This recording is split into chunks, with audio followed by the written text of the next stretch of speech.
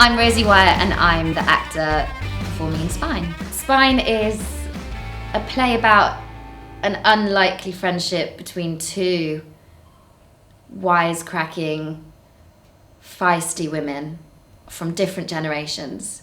It's fast, it's funny, it's heartwarming, and I think people leave with a sense of hope. Amy is young. I think she thinks that she's more sorted than she is.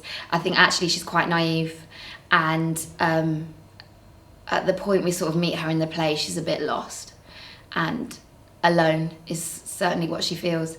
And the play kind of charts her sort of growth as a woman, I guess, as inspired by this 92-year-old twinkle in her eye, naughty activist Glenda.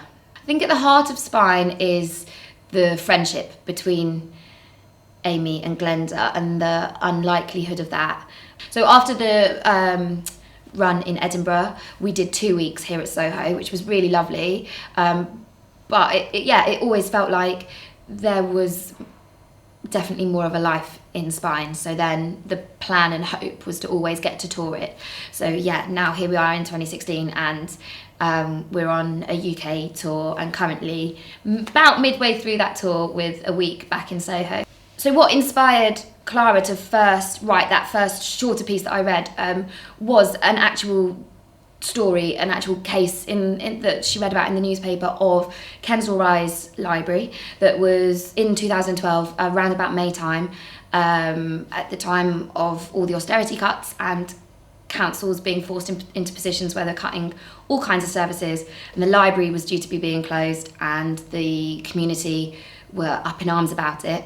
And so the council snuck in the dead of night and stripped the library of its facilities and its books. And this was an historic library that was opened in 1900 by Mark Twain, and there was a commemorative plaque and all of this, and yeah, the council dismantled the library basically with against the wishes of the whole community that were fighting to try and protect it and save it, and kind of really underhand came and did it in the middle of the night. So it was that story that that triggered Spine, and that story is in there. It's a story that Glenda tells to Amy to explain a certain element of Glenda's unusual home life and Glenda's naughty behaviour. It's about heart and compassion, and I think Clara felt as if those were missing from the government that she saw as she was writing the piece. And so